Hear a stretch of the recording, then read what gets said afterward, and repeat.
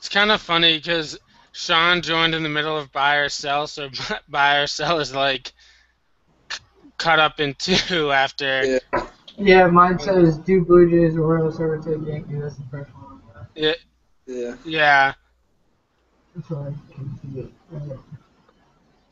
All What right. happened? What happened to the trade deadline? I don't really remember. I think the big story is Yoenis Cespedes to the Mets after the Mets turned down Carlos Gomez. And the Yeah. Blue Jays made a bunch of moves too. Yeah, Yeah. the Blue Jays got David Price. Although that happened like way before the deadline, right? Like a couple We days didn't before. talk about it last week, though, I don't think. Oh, okay. All right. And leading off song or sign off song is "We Ain't Gonna Take It." No. Oh, I was thinking for the intro song. Brian, you listen to Currency at all? A little bit. Yeah, he just dropped a new mixtape last night, so I was thinking I heard about that, but opening and closing. I haven't downloaded it yet. It's pretty good. Classic Currency. Yeah, I'm gonna open it and close It it with fucks with that. currency. Um, yeah, I'm I'm not gonna protest against the NFL because I don't really care. You guys should care because I mean it could happen to any of you guys' teams where they get railroaded by Fiora Goodell in the NFL. But Well, in your opinion, it can happen to us because we're not the Patriots, no, and it but only it happens to the Patriots. no, it happened to the Saints. They kind of got railroaded. The players.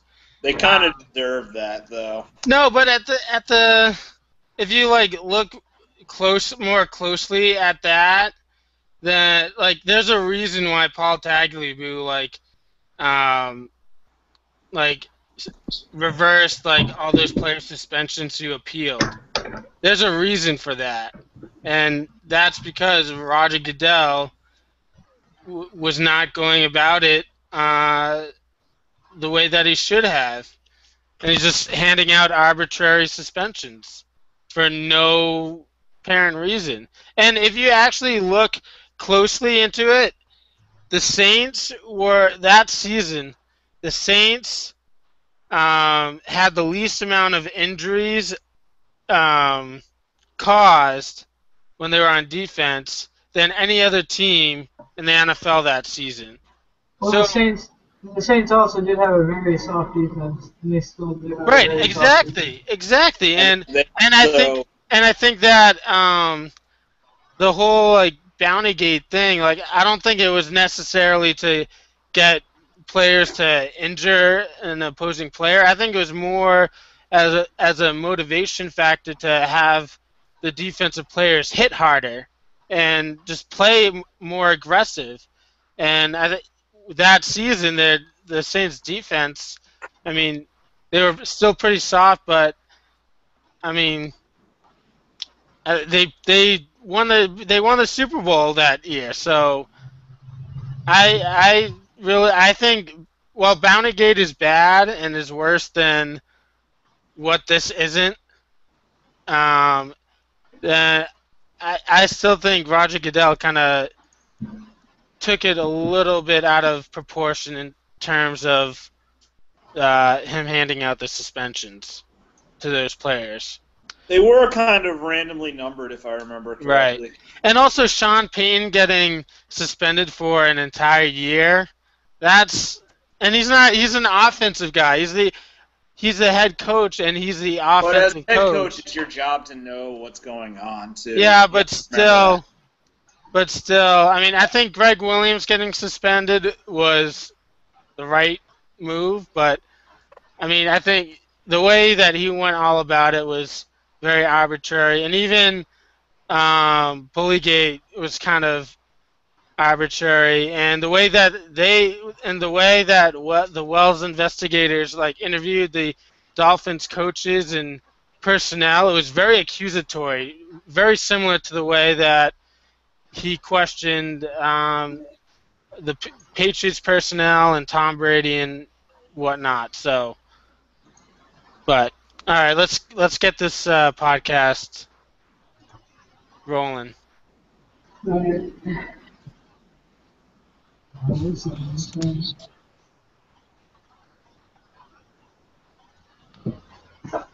Alright.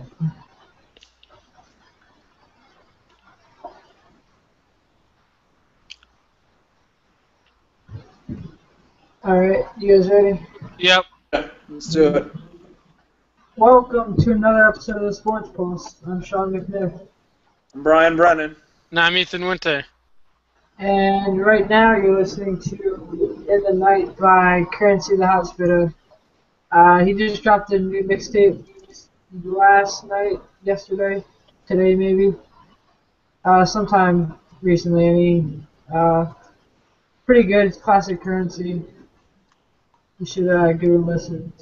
Even if you don't know what Currency is, it's pretty good. First up, we got the MLB trade deadline. That was last week. Couple things happened pretty close to the deadline. The Mets got Cespedes. Who did he play for? Tigers. He played for the Tigers, yeah. Okay. Yeah, him from the Tigers. They also got Juan Uribe, right? That was a little while ago before the deadline. That was a couple days before the deadline, if I remember correctly. That one. Yeah. And actually, the Mets have been red hot lately. Over the weekend. Yeah, I think they've won like 6 in a row. Yeah, they're winning pretty good. Their pitching is on point. Yeah, the Blue Jays, they got David Price, who I believe tweeted out that he doesn't care what happens. He's going to be at batting practice with the Orioles. And then I think like 30 minutes later, he got traded to the Blue Jays. So I don't think he took batting practice at that point. Yeah. They also got Tulowitzki, right? Who? Tulowitzki, Tulo, yep. Yeah, Tulo, that was a big trade. Tulowitzki. Yeah, Blue Jays making moves. They were 4 games back from the Yankees for the AL East. Yeah, they're making moves right now. Hoping they're playing pretty good baseball right now. So the AL East is pretty much up for grabs. It looks like, apparently. Yeah. I mean, unless you're a Red Sox fan, then what? not much you can do. Unless you're a Red Sox fan, Right, then yeah. there's not much you can hope for. Yeah, but I mean, I kind of want to talk about the Mets and looking at the standings right now, the Mets are in first place by 2 full games over the Washington Nationals, and this is kind of going into the buy or sell. But the Mets not only got Cespedes, but they got Juan Uribe, and Kelly Johnson and Tyler Clippard. Right. They changed pretty much a good portion of their team in a couple of days, going from a pretty average roster to a roster that can that's definitely serious contenders. Can compete in what is a pretty mediocre NL East, and what I thought was going to be the best team in baseball by far this year isn't. Right. Up to expectations, so. Yeah, I mean, the Nationals, they've already lost 51 games, and the Nationals, they got off to a slow start, they got hot for a while, but the Mets just, even with a putrid offense for much of the year, the Mets just hung around and due to their pitching. And now that the Mets have an offense, I think they are serious contenders, and I think that the Mets will make the playoffs this year, whether that is as an NL East division champion or as a wild card team. And I mean, the Mets trade deadline was fascinating because at first the Mets it looked like the Mets were going to get Carlos Gomez from the Brewers, but then they backed out of that. And so then when I heard that the Mets were in on Yoenis Cespedes, just based off of what I read about how the Mets are cheapskates ever since Bernie Madoff screwed the Wilpons over. I seriously did not think that the Mets would make the effort to go after and actually complete the trade with Cespedes. Now, I think Carlos Gomez is still the better all-around hitter, but that doesn't mean Yoenis Cespedes is a slouch either. And he's already performed pretty well for the Mets already, and so I think that's a huge gain for the Mets. Definitely, they made some very interesting moves overall. I really did like the Cespedes trade. I felt like not trading for Gomez was the right move. I think because it ended up that they kept Wilmer Flores, who was crying on the field. There's no crying in baseball. Come on, guys. I like that actually. I didn't really mind that at all because you have to remember the guy had been with the franchise since he was 16 and is the only baseball team he's ever known, and he was getting traded to Milwaukee. So, but still, there's no crying in baseball. I'd probably cry too. I'm not gonna lie. The only reason why you would cry in baseball is if either you won the World Series or you lost a heartbreaking series in the playoffs. Those are the only exceptions. I disagree. I think I don't really think it's that big of a deal. There's no crying in baseball, period. And you have to remember, it ended up working out pretty well that he didn't get traded. He got to stay. Now everybody loves him, and everybody knows who he is now. And he hit a walk-off home run like 2 days after that whole thing happened. Yeah, but still, Flores isn't. He's not that great of a player. Yeah, I know that. So it's not. It's. I don't know. There's just there's no crying in baseball. That's all that I'm going. All right, Tom Hanks, you can stop saying that. We get it. But and then the Blue Jays, another wild card, or not a wild card, but a buy or sell topic, is that the Blue Jays got. I mean, we mentioned David Price and Tulo, and did we even do buy or sell for the Mets yet? No, not yet. We're not at buy or sell yet. Okay, sorry, I was confused. Yeah. And for our listeners who have no idea what's going on, we have a new segment called Buy or Sell. It has completely everything to do with the MLB trade deadline. And then one. We're just not that good at football topic. So now we might as well move into the buy or sell topic. Yeah, let's ask the Mets buy or sell. So are you saying Mets? Are they for real, as in they'll win the division and make a playoff run, or do you think they'll just make the playoffs? What's the buy or sell with that? Playoffs, I guess. I mean, let's do playoffs because we don't. Now let's do the division. Okay. Buy or sell the Mets hanging on to win the division.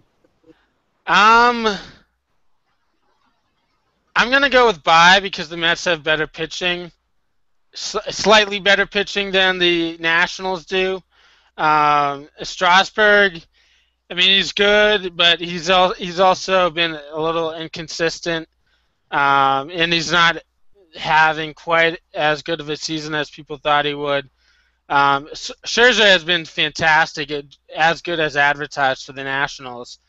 And Gio Gonzalez is a solid starter, but when you look at the Mets' young pitching rotation, it's lights out. It really so I'm gonna go with a slight. Bartolo. Right, yeah, and they have Bartolo too. Yeah, and it's all homegrown outside of him too. Right, he's the only guy who's a free agent in that starting rotation. Yeah, so I'm gonna go buy Mets win the division. So that obviously means that I buy the Mets at making the playoffs, and I actually think the Mets could make a deep playoff run as well. Yeah, I think I really want the Mets to win the division. I think it'll be very entertaining. I think it's going to be very close at the end because I think the Mets pitching is going to hold them up, and their hitting they got a little bit better. They haven't gotten a whole lot better with Well, Madubuike being on the IL I and kind of stuff. disagree with that. I think the Mets got a lot better offensively I because don't think you so. have to remember where the Mets were offensively and who the players they got back to improve their Right, but they only offense. got two all right Now, players to replace yeah, them. but I With mean, but and still, like those two players make the Mets better offensively. They're 5 times better offensively than they were.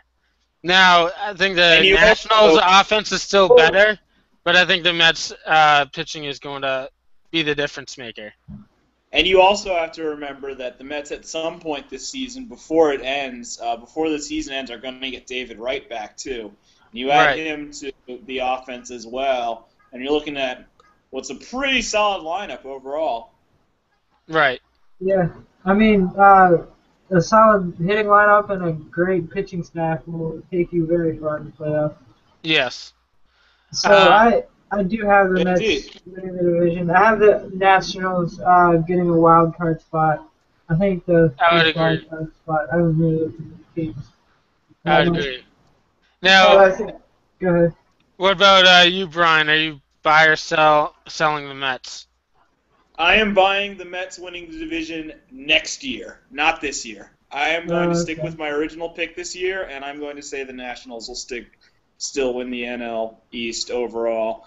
Um, yeah, I think what the Mets have done is really has made them better, and I think they will make the playoffs overall. Because looking at the standings right now, Yeah, they have 58 wins, and the San Francisco Giants, who have 59 wins, are at the second wild card. So right. there's a pretty good chance that whoever doesn't win the NL East still makes the playoffs either way. Although I don't know. the Nationals, they're actually three I and a don't. half games back of the second wild card. Yeah, Oh, I think really? eventually, I still think they'll make both. I still think both of them will make it. So you're The buying the Mets Mets on easy. making the playoffs? I'm buying the Mets making the playoffs. I am not buying them winning the division, but I will say this: that if the Mets want to, the easier way for the Mets to make the playoffs would be to win the NL East, because apparently their schedule down the rest of the way is one of the easier in baseball. So if the Mets want to make the playoffs, I think they will both make the playoffs, but the easier way for the Mets to make the playoffs would be to probably win the NL East. All right. I think the Now, Mets, I think the Mets will 100% win the NL East next year, and I think they might be the best team in the NL next year. wow. Now, If they, the Mets have gone a long way. Although if they keep Cespedes they is a have free chance. agent this offseason, so I know, but I'm saying right. if they keep him, they have a chance. If not, things might be a little shaky. But if they find apparently Cespedes wants to stay. Yeah, which is And, good for the Mets. it's not. I mean, if you're gonna play in New York, I don't know why you'd want to play for the Mets, but that's just me. Yeah. Yeah, but Now, apparently Cespedes Because the Yankees stay, are so and good if they right keep now. him, they're well set up. They get Wheeler back next year. I don't know what the free agent market's looking like if they want to add anybody, but I would say the Mets are in better shape for next year overall if they're able to keep Cespedes and they get yeah. their rotation going. Now going from the NL East to the AL East, Brian's Yankees are at first place, 4.5 games ahead of the Blue Jays and 5.5 games ahead of the Orioles. Yankees sitting at 60 and 46. Buy or sell the Blue Jays or Orioles overtaking the Yankees for the AL East crown. Sell 100%. Yeah, we know Brian's Absolutely answer. not. Yeah. Absolutely not. There is no way it's going to happen. So you're saying there's no chance? There is absolutely zero chance, in my opinion, that this See, happens. the Yankees are so mediocre right now. I'm 100% biased, but this Yankee team, I think, I have seen the Orioles, and the Yankees are better than the Orioles this year. Yeah, no, I would agree. The Yankees are better than the Orioles. Although I'm not opposed to the Blue Jays getting into it and making this more of a race. And like the NL East, I think both of these teams are going to make the playoffs no matter what. No, I think with the revamped Blue Jays, I think the Blue Jays have a better shot at overtaking the Yankees this season than the Orioles. I don't think it's going to happen. But just to let you know, Brian, the Yankees were shut down by Stephen Wright last night. Yeah, I know. I don't even know who it is, but that doesn't exactly. That proves my point. That proves my point. I would still take the Yankees over the Blue Jays any day. Have you seen the Yankees bullpen? Have you seen the Yankees bullpen? Yes. The Yankees probably have or any other bullpen in baseball. It is by far the best bullpen in baseball. Yeah, no. I would say the Yankees probably have the best bullpen in baseball. Do they really have that good of a bullpen? Yeah, it's standing. It is. Betances and Andrew Miller are lights out. Oh, forgot they got Andrew Miller back. But at the same time, I would still. The Yankees' offense probably isn't as good as Toronto's offense. Right, I would say that. Toronto has a stacked lineup, and the Yankees have fucking Steven Drew at second base. Yeah, but sucks. And welcome to the club, Steven Drew hate club. The Yankees have a top prospect at second base named Rob Refsnyder. They need to call him up and just keep him there for the rest of the season. But anyway, I think the key for any team to beat the Yankees is they need to have the lead before the Yankees get to their bullpen. So yeah, exactly. But the Blue Jays pitching staff, while nowhere close to as good as the Yankees, they did get a lot better with the acquisition of David Price. I think it's closer than you'd think. Actually, their pitching staff. Yeah, the Yankees pitching staff. I don't think the Yankees pitching staff. And I think. You'll see the Yankees starters are kind of shaky, hit or miss.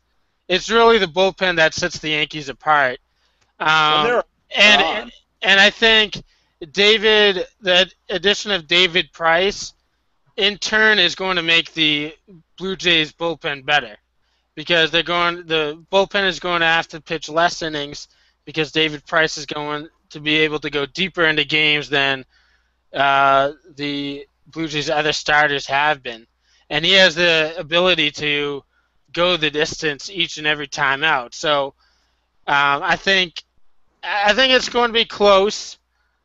I want to say by the Blue Jays overtaking the Yankees, but I think the Blue Jays have to get a little bit closer than they are right now for me to say that. So as of right now, I'm going to say sell.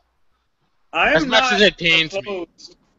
I'm not opposed to Toronto making this more of a race than it's been. Yeah, right. Because the Yankees until now had not really been tested for the AL East. But you know how I feel about this. I'm 100% selling it. I think the Yankees are going to make a deep run into the playoffs this year.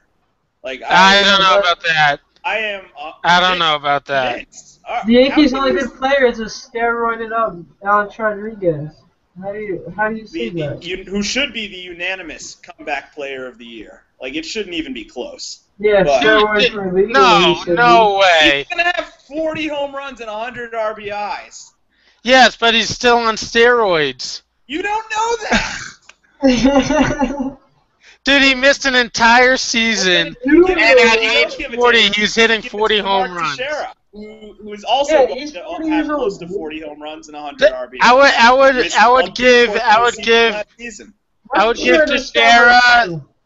give Teixeira the comeback player of the year before I would give it to A-Rod. A-Rod deserves get way Manny more Machado. respect than he's gotten this season. It is completely unfair how much disrespect A-Rod's gotten this season. He's having a great season. You have to remember, he missed the entire year last year. And he's come back. Yeah, and he's come back and hit 40 home runs at the age of 40. Exactly. He's on steroids. Like he's a kid again. He's on steroids. It's like he's a kid again. I wonder how he does it. Yeah, he found the fountain of youth through HGH. It's funny that a Red Sox fan, complains about A-Rod using steroids when you've got David Ortiz on your team. He hasn't failed the test since, and he hasn't been caught up in all that mumbo jumbo. And actually, David Ortiz, he's had a more normal career trajectory than A-Rod has. A-Rod has been the best player in baseball since he was 19. I mean, he was dominant as a kid, and then he dominated baseball, and now he's still doing it at age 40. Yeah, because he's juiced up. No, he's not. There's no way he. Oh my God! You know what? You know who else is receiving just as much disrespect? You know who else is receiving as much disrespect as A-Rod, if not more? Thomas Edward Brady. And that is a segue into our next buy or sell topic. I'm on the roll with these segues, by the way. Except for you ask me by yourself, but okay. Go ahead. Buy or sell Brady serving any games of his suspension. Well, wait, Sean never said buy or sell for the AL East. Yeah. You guys kind of took control of that. I'm buying, obviously. I'm an Orioles fan. I think they're going to turn it on 3/4 of the way through the season like they did last year. The bullpen's going to tighten up. Pitching's going to tighten up. Hitting's going to tighten up. Hopefully nobody gets injured. We lost Manny Machado and Matt Wieters last year in the playoffs. That sucked. But, yeah, we're only going to turn it on here anytime now. All right. So admit it, if A-Rod didn't have the past history of steroids, you would think he's having an MVP type season. Probably, but I mean, exactly. The thing is that he's had that past history of taking steroids. So there we go. Moving on. Next buy or sell topic. Brady serving any games of his suspension. Want to go first, Brian? Buy. I'll buy that all day. All right. Well, I mean, obviously I'm selling. And I'm buying the fact that he's going to win this court case. And his appeal transcript that got released a couple days ago just shows how big of a fraud the NFL is and Roger Goodell, and how he's railroaded Tom Brady and the Patriots, and it just shows his incompetence. And any judge should throw this case out. Like, this is like a joke. The NFL has no right to suspend Tom Brady 4 games because they don't have a precedent for it. They don't have any penalty in regards to a player for this type of transgression. So no, he's not serving any games. I'm gonna buy this all day long just because I want it to happen so bad. It's gonna be so fun. It's gonna be so funny if Tom Brady comes back and has to serve 4 games. It's just gonna be hilarious. I don't know how it's gonna happen because this case is obviously ridiculous. And I don't think a judge will even think about it for more. Yeah, so logically you're selling, but as a fan you're buying. Is it? As a fan of comedy, I am buying the hell out of this. I'm kind of in the same boat with Sean there on that one. So both of you are saying logically you're selling it, but because you're fans and want to see it to happen, you're buying. Yeah, logically, I don't see how. Pretty much, yeah. If you're gonna put it that way, absolutely. Yeah. All right. I mean, I just don't see how they're gonna get it done in time. I know the injunction. You explained that to me last time. Right. But at the same time, the season starts in less than 60 days. Like, it's got to be less than 50 days now. Well, And they that's all. not a lot of time. Well, And, they you have to remember. they already have a timeline. It starts in a month and 3 days. Yeah, but the court NFL has season. already set up a timeline where Brady and Goodell are going to meet on August 12th. Then they're going to meet again a week later if they aren't able to come to a resolution. And then I assume if they don't come to a resolution by August 12th, then the judge will just rule it on August 19th. So. No, that's not how courts work. No, but this take- judge, I know the courts usually take a while, but this judge he's like the judge, Judge Sherman, I think, Like or everybody else, Berman. wants this to end. He just wants this to end like everyone else does, and he's Mhm. like Pretty- embarrassed to even have this on his desk. So he's a So biased judge? he just wants to get this thing over with. So I think it's going to get done before the season even starts. So I mean, That's just my biggest concern about it is that it's going to like court cases do take a while, and there's this timeline, but and just don't both take bo- 3 days. Like, both it's- both sides want to get this done with before the season starts. So the judge wants it to get this court case expedited as well. So I get it think done. I think it will Again, be please. done within before the season starts. And I honestly think like the end is finally near of this ridiculous Good. scandal. So So- saga, not a scandal. So let's assume the judge has common sense and he throws out the 4-game suspension, Yeah. ruling Roger Goodell an idiot and a dictator and I think Hitler Jr.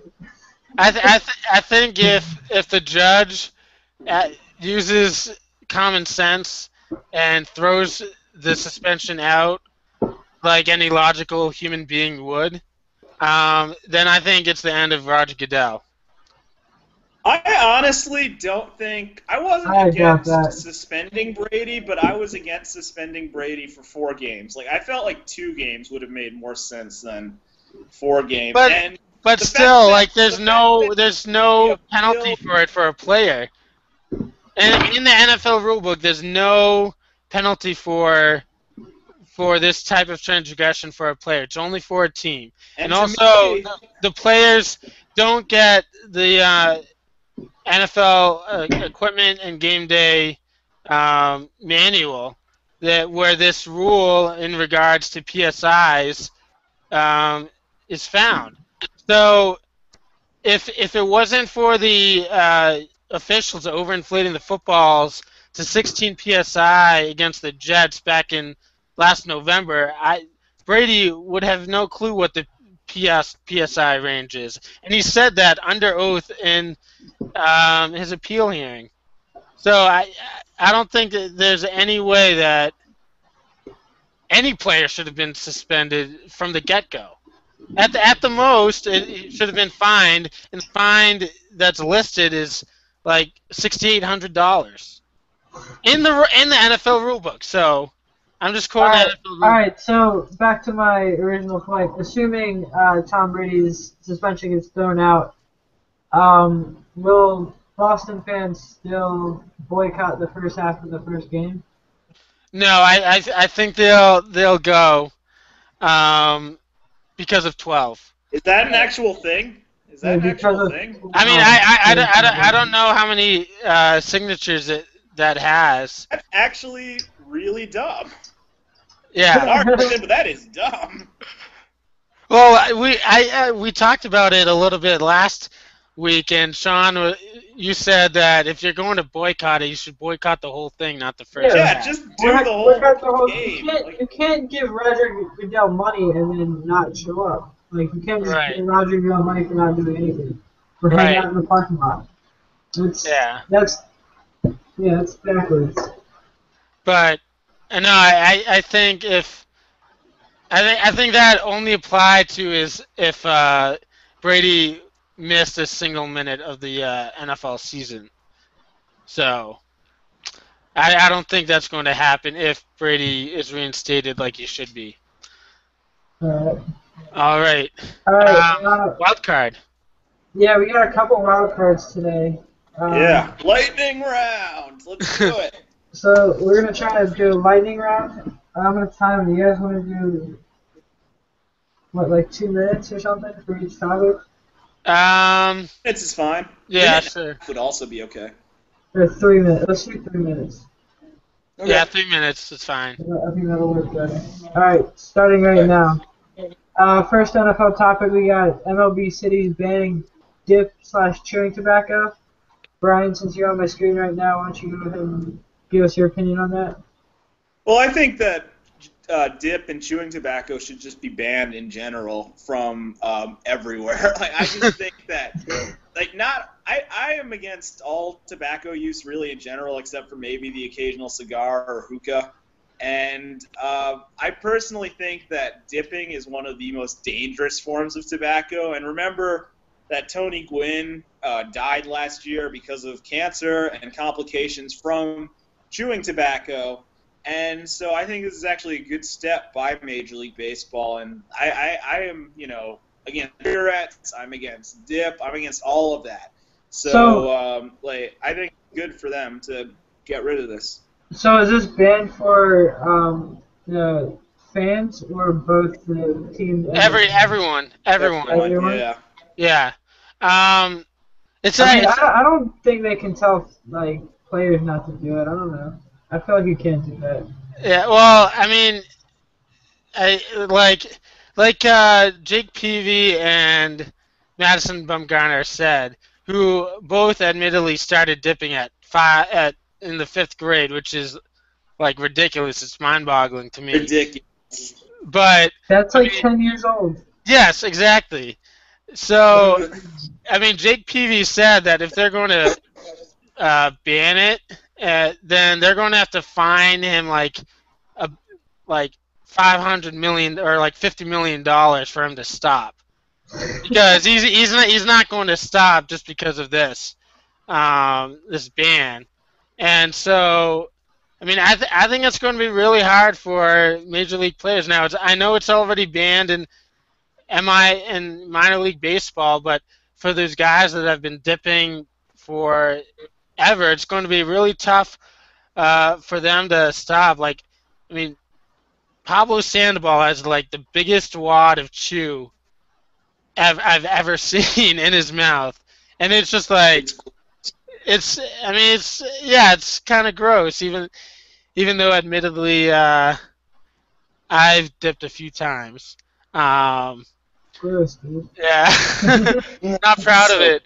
Not proud of it, but I mean, I just think you can't really tell players that they can't dip, because it doesn't really cause that much of a disturbance. Right, and I mean, fans I understand it. You don't want people dipping in the stands and spitting all over the place. But for players, I can see like it makes sense, because they're like trying to like they're role models to kids, and if kids see these guys with huge wads of tobacco in their lip or in their mouth, they're going to be like, they want to be like them, so they may do it. Yeah. I mean, that's why Madison Bumgarner started dipping in 5th grade. Right, yeah. So it makes sense as to why they want players to stop, but in terms of anyone, like for common people, like this is my thing, and I feel this way about gay marriage, weed, recreational drug use. Like, it's your own choice. Like, if you want to give yourself the risk of having cancer, then do the hell you want. I do think with cigarettes, though, that's a different story, because when you smoke a cigarette, you're forcing everyone else around you to inhale the smoke that you're smoking. Yeah, smoking in public is no bueno. Right, It's right. so So terrible. that's an X-nay on the. That's bad, but like Dip, you're really not bothering anyone. So to me, like it's like I know they're doing it for like public health, but to me, like if people want to dip, they're going to dip. Like no law is going to force them to Yeah. stop. Just like with marijuana or drug use. Yeah, I don't see millionaires stop dipping because somebody told them not to. Yeah, Right. exactly. All right. Alright, well that I wasn't even keeping time. That was 4 minutes. Whoops. Alright, next wildcard topic. The Indianapolis Colts tweeted out something about prescription pills already. Yeah. The Colts. What is that noise, by the way? But where's Brian? I'm here. Okay. What noise are you talking? Is there like I a don't know, buzzing over there? Yeah, there's like a buzzing noise. But anyway, Alright, well yeah. the tweet that the Colts tweeted out was earlier today. Earlier today.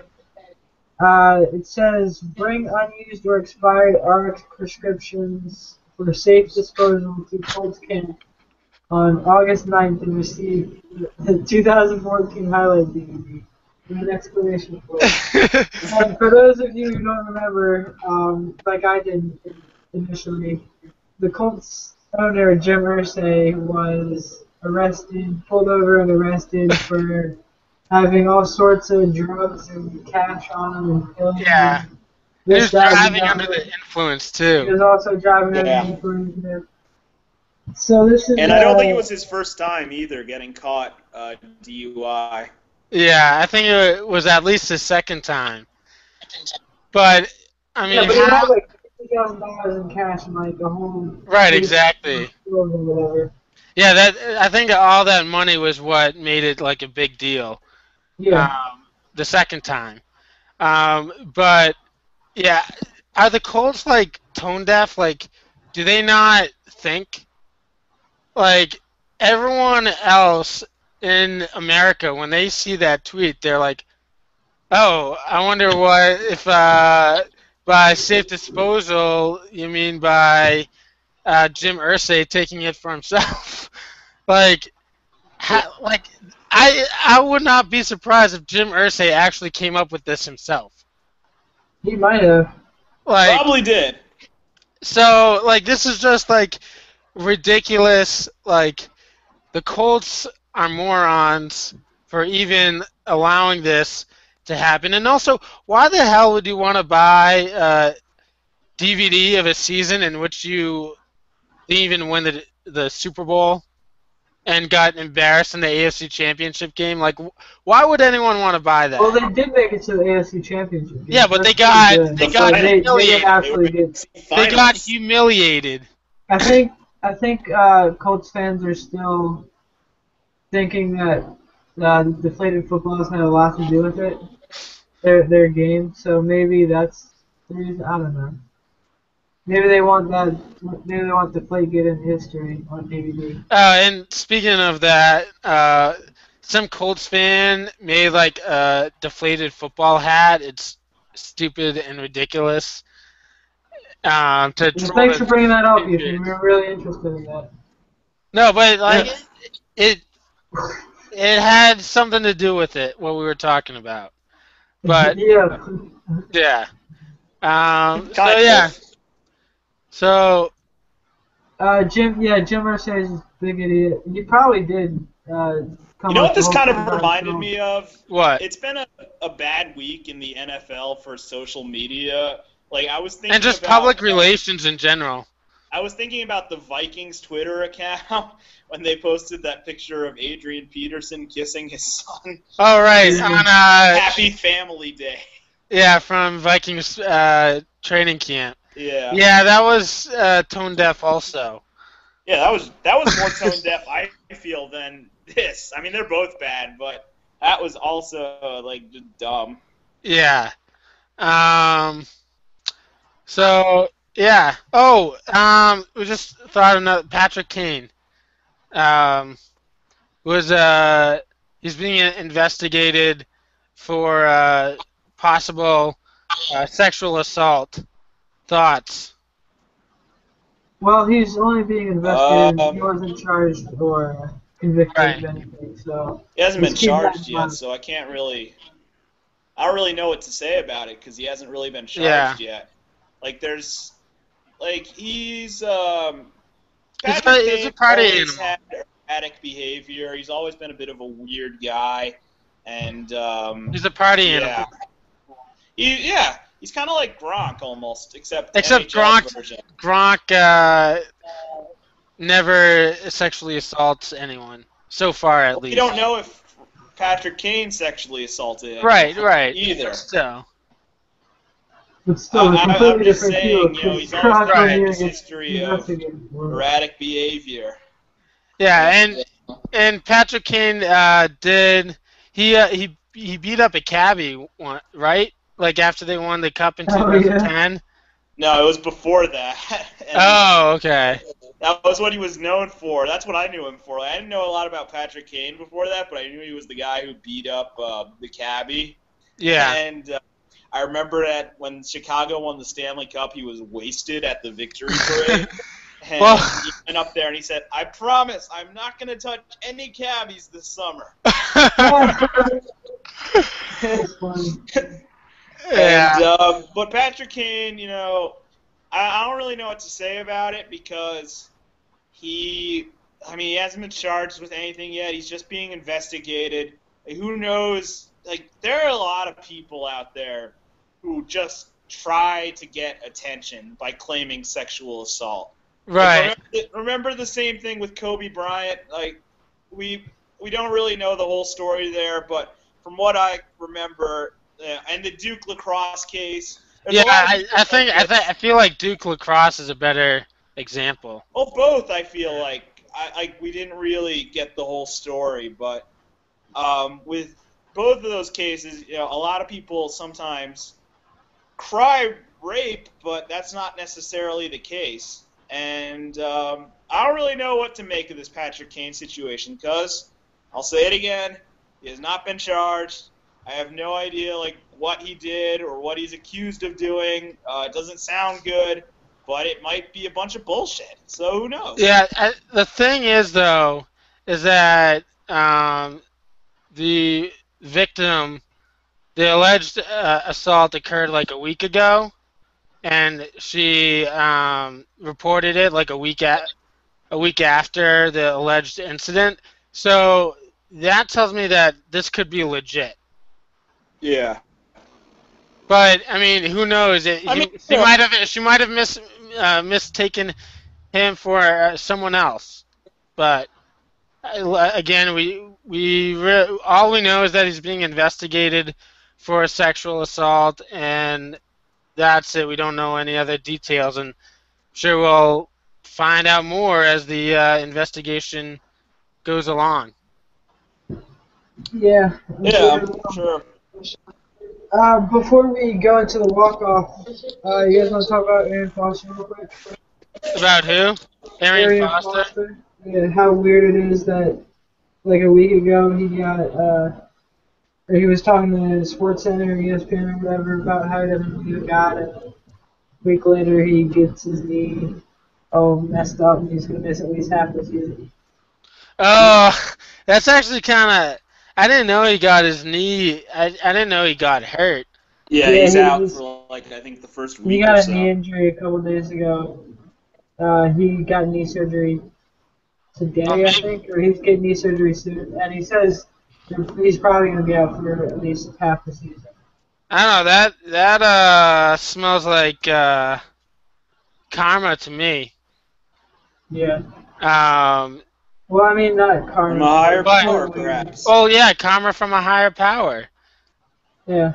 Okay. So yeah, that's kind of... I don't know if ironic is the right word, but I think it's kind of coincidental. At the very least. Makes you think a little bit. Exactly, and for those of you who aren't sure if there is a God or not, like it makes you think, oh, maybe there is one. I don't. Some things. I'm pretty agnostic. I'll admit it, and there are some things that that make me lean one way more than the other. I used to be a full-blown atheist, and then there's just so many things that make you think there has to be, like, there's so many things in life that'll make you think, like, there's got to be something more than this. So that's why I kind of came off the high horse of atheism. Like, I wouldn't say, like, Arian Foster that, like, like that I don't believe in a God, but sometimes I feel like there's a higher power, but sometimes not. That's why I'm agnostic. All right. Yeah, I just wanted to say it. So we can go to walk-off. Ethan, since you're on my screen at the current moment, you want to go first? Yeah, sure. I would just like to wish a happy 38th birthday to the GOAT, Thomas Edward Brady, arguably the greatest quarterback of all time, and he's being completely railroaded, and we'll soon see the day, and the league is going to wish that they never try to go after Tom Brady. That's all I have to say. So happy birthday, GOAT. I kind of want to wait to put this episode out so you look like an idiot when you say happy birthday, Tom Brady. He's still the GOAT regardless. Regardless of what happens, he's still the GOAT. He's still the greatest cheater of all time. I mean... Well, actually not the greatest, he's got caught a bunch. Alright. Ryan. I mean, I don't really have a lot to say either, so I guess I'll just make an appeal for people in Winston-Salem, where I live, to come out to Small Batch Brew Co. This Sunday morning, 8:30 a.m., for Arsenal's first game of the EPL campaign. I am now I now run the Twitter account and the Instagram account for the Camel City Gooners, who are the Arsenal Supporters Club of Winston-Salem. I have a question. Is Winston-Salem, is that Winston-Salem's nickname Camel City? It's one of them. Okay. I think it's the most prominent one, I would say. You an Arsenal fan? What's up? You an Arsenal fan? Yeah, I'm a huge Arsenal fan. Wait, so is that because like Camel cigarettes are like manufactured in Winston-Salem? Yes, exactly. That's exactly why. All right. Yeah. What's their name so again? Yeah. Camel City Gooners. I now run the social media Twitter account and the Instagram account for the Camel City Gooners in Winston-Salem. I love the EPL. I know you guys aren't as crazy about it. I love soccer in general. So yeah, just I don't really have a lot to say this week. So come on out. It's very early, but it's worth it. Come on, you Gunners. Yeah, I like watching soccer too, but I'm a hometown. You should watch Arsenal. Yeah, I'm a hometown sports guy, so I don't really watch a whole lot of European soccer. But MLS is terrible. Like I like DC. Arsenal's awesome. It's American soccer. And it's kind of hard to watch American soccer on TV. The MLS blows sometimes. Yeah. Soccer Actually, blows. Most of the time, the MLS blows. But no, soccer is great. International soccer is fantastic. An ESPN poll recently came out for college basketball, and High Point is number 16 in the 16 seed, baby. 16 seed. In the preseason bracketology. Oh, they are? Yeah. Well, in the rankings, Maryland Terrapins are number 1 in the whole entire nation. Which is pretty good. Absolutely fantastic. I don't think that's ever happened in a long time. Maybe in early 2000s, but this is going to be a great season. We got Melvin Trimble coming back. We got a tall white guy, Jake Landon, coming back. We got a couple of big men. Tchaikovsky, Graham, I love John Graham. DeMonte Dye coming back. We got this new cat, Diamond Stone. Apparently he's supposed to be great. He is apparently the top recruit for Maryland since Steve Francis. Which is spectacular. Yeah. Earlier in the year he was talking about when I was actually talking to a Maryland grad who said that this is the first real recruit they've had come from the DMV since the first legit recruit they've had come from the DMV since Francis. Yeah, I mean they had Noah Trimble, but he wasn't that great of a recruit. He was a great freshman, but he wasn't that great in high school. No, I'm sure he was great in high school, but he wasn't like one of the top recruits. But when Stone first committed to Maryland, he was talking about pick and rolls all day with Noah Trimble, which got me pretty excited since I'm sure that'll go really well. So that'll do it for this episode. Maryland hopefully will remain on top all season. Didn't work very well for Kentucky last year, but they're not Maryland. They don't have Coach Turgeon on the sidelines. And taking us out, we have Currency again, staying with his Cathedral mixtape. This time with All Over, the song's called. Have a great week, everybody. Fire Goodell.